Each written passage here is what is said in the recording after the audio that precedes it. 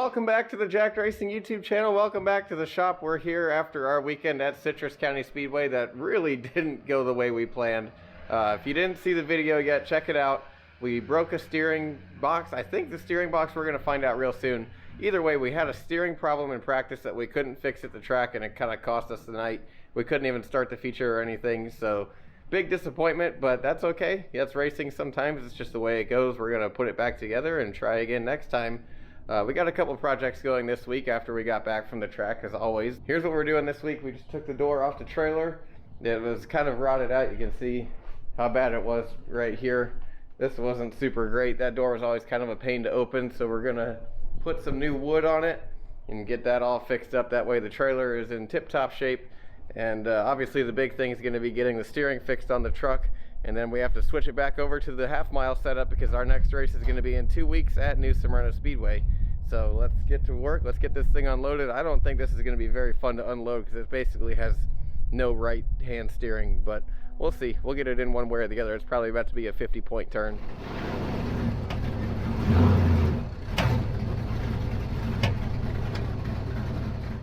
Putting it in the garage wasn't that bad. We ended up just pulling the trailer way up there and then turning left because that's the only way we can turn, and just driving it right back in here. So now it's up in the air in the garage, and here's our plan of how we're going to start diagnosing this. We're going to disconnect the steering shaft at the steering box right there, and then take the wheel through its full movement and see if there's any hang-ups. Just kind of see if it gets easier when the box isn't in play, because as we turn the wheel through its range of motion, there's like a sticking point where it kind of gets tough, and that's the same sticking spot that it locks in when the weight is on the ground. We can turn it all the way through pretty easily when the front wheels are up in the air, but when the weight of the truck is on it, you can't. It like just totally gets stuck. You have to basically ram it through that spot, and then you can kind of turn right. You still really can't though. I mean, considering how easy it should be with power steering, there's definitely something messed up. So we'll get this disconnected and see if we learn anything.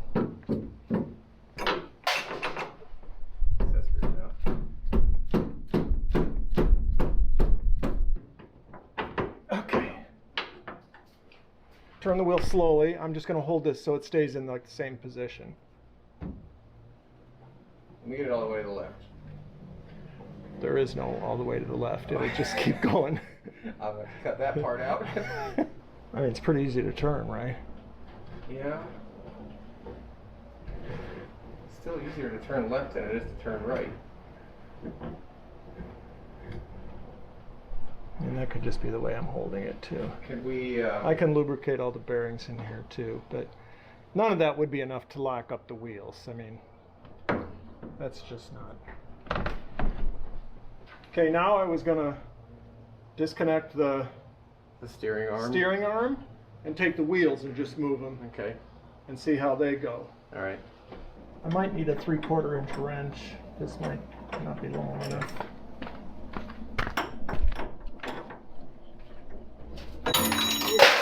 It broke loose. Yeah. I need my little pickle fork. Yeah. Can you just hit up on it? Are you trying to get that arm to this arm to go down, or this one to go up? No, this arm to go down. Can I just hit it from the top gently? You probably don't have to even be gentle. Go grab a real hammer. Okay. Not the sissy hammer. Yeah, we need a little bit of shock value here. Was it that bad last time you took No, this it was apart? pretty easy to get off actually. A lot of times you can just wrap it on the side like this and it'll pop out. Give me a big screwdriver. Maybe I can pry this. Get a couple good whacks. Got it. Okay. Goodness sakes. Try to turn the wheels.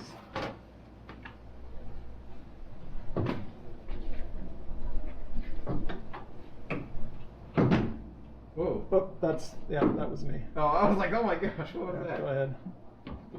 Is that you again? Yeah. Because I have to dance around a couple things here. That feels like it's pretty smooth.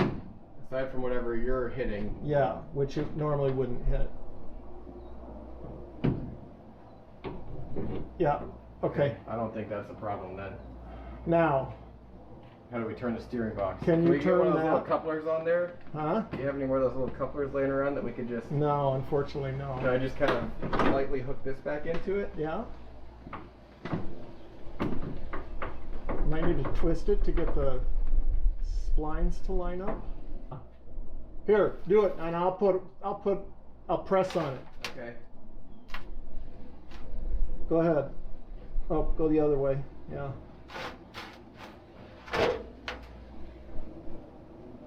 Oh, it got hard for a second. Yeah, something got really hard. I could feel it here.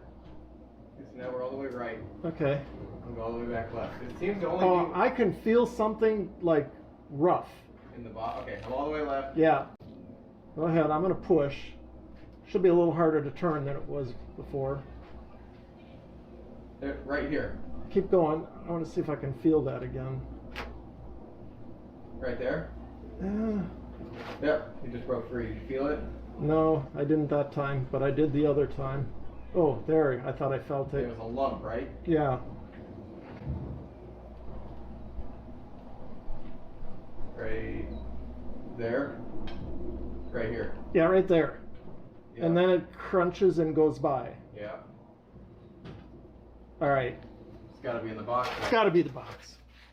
Just has to be. Now that we got the steering box out, we can definitely tell this was the problem. Everything worked well on the truck. We were able to take it all the way through the range of motion once we took the steering box out. So nothing in the suspension or the linkage is binding up. The from the steering wheel to the steering box shaft, that was fine. That could spin all the way around without difficulties. And putting this here, we can't even twist this thing right here like we're supposed to be able to. It's totally messed up. We aren't going to spend a whole lot of time looking into that box right now. We're trying to save it. We're just going to move on from it because clearly it was nothing but trouble. We ordered a new steering box. It'll be here in a couple of days. We ended up just getting a good sweet box that's going to have an even quicker ratio than that one. So we're going to go like 2 levels up in steering quickness, which I think in the long term is going to pay off, especially at the quarter-mile tracks. While we wait for the steering box to show up, there's no better time than now to fix this trailer door situation here. I showed you how bad that other one was. I'll show you one more time how bad this door that was on the trailer was. You can see all that wood rot on there. That thing was in bad shape. Not sealed very well. The skin on the outside was starting to come off. So getting this trailer door fixed up is going to make things a whole lot easier. And also we pulled off this crappy lift that was on there and switched it out for a good electric lift over here. So no more hand cranking this thing and getting stuck on all the rusty spots. We just actually have a nice clean setup on here. We're just doing a lot of things right now to make our lives easier while we wait for parts to show up in the mail.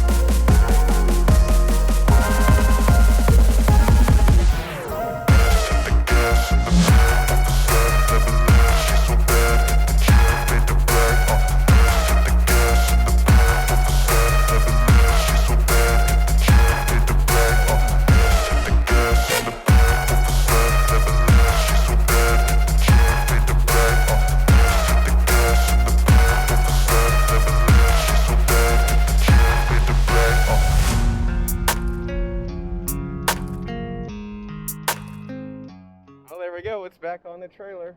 That was a little bit of a pain getting it lined up to re-hang it on the trailer. The wind's still blowing it right now. We're still making a couple of little last minute adjustments to get it to latch properly. It's going to latch though, and that wood on the inside is going to last us a lot longer. Once we get this kind of weird trailer thing done, it will be much less of a nuisance to us.